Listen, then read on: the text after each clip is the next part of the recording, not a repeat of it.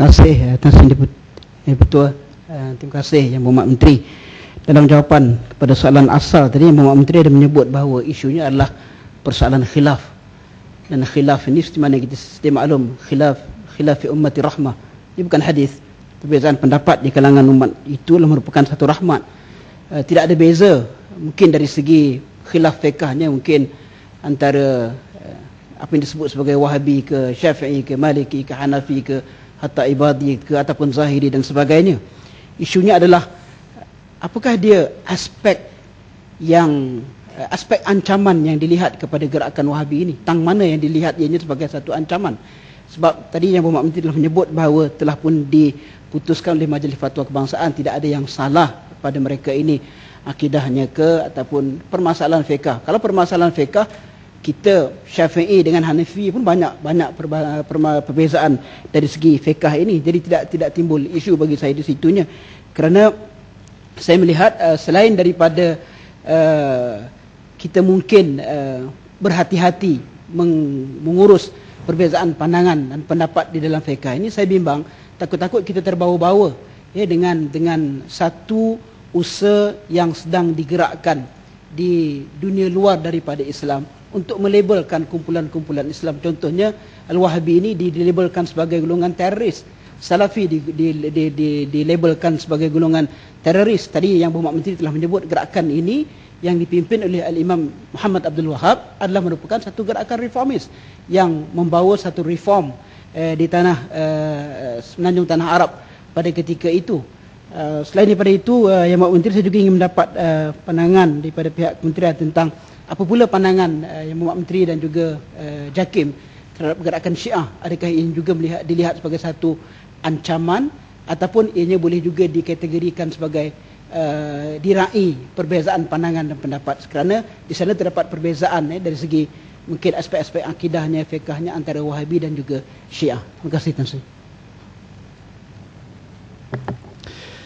Tan Sri Ketua, terima kasih kepada Yang Berhormat Bacuk atas pandangan. Saya bersetuju amat bahawa bila kita mengatakan perbezaan di antara cabang furu'iyah, fiqhiyah, cabang-cabang dalam fiqh ini, dan saya setuju juga apabila kita menyebut bahawa khilaf ummati rahmatun itu sepatutnya khilaf ummah dia menjadi rahmat.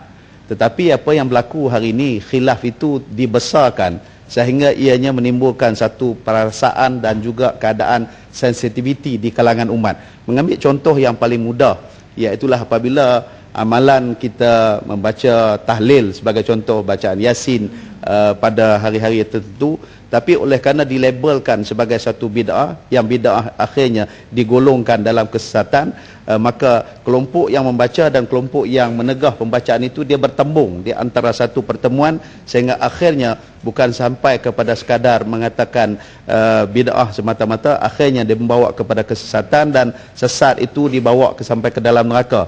Pandangan yang seperti ini juga menyebabkan pandangan-pandangan masyarakat, kelompok yang kita bimbang kita tak mampu menanganinya di peringkat kelompok-kelompok kecil masyarakat.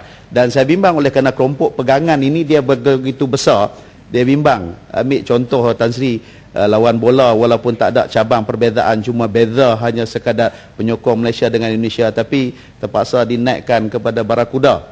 Jadi saya mengambil contoh ini Tri Yang Dipertua supaya jangan sampai sensitiviti ini sampai bergaduh kerana baca doa di antara baca doa secara bersendirian dan baca doa yang diaminkan dibaca oleh imam. Jadi semua yang sekarang ini demi untuk menjaga kesejahteraan masyarakat, kerajaan memiliki pendekatan Ahlussunnah wal Jamaah dan merupakan pegangan akidah dalam konteks negara kita Malaysia, dan mazhab Syafi'i menjadi pegangan. Walau bagaimanapun amalan-amalan yang di luar daripada lain daripada mazhab Syafi'i adalah dibenarkan, sebagaimana juga kita melihat pengamalan-pengamalan yang berlaku. Dan balik kepada persoalan Syiah dan sebagainya, Majlis Fatwa telah memutuskan pandangan fatwa terhadap amalan Syiah, dan juga kita tidak menyentuh soal pengikut-pengikut yang memang sedia berpegang kepada amalan Syiah. Tapi dalam masa yang sama juga kita ingin menjaga ketenteraman masyarakat yang telah mempunyai pegangan Ahlussunnah wal Jamaah, dalam masa yang sama juga sebagai bermazhab Syafi'i tidak diganggu gugat dengan penyebaran dari agama ini kepada mereka yang sudah pun punya agama dan juga punya pegangan mazhab tersebut.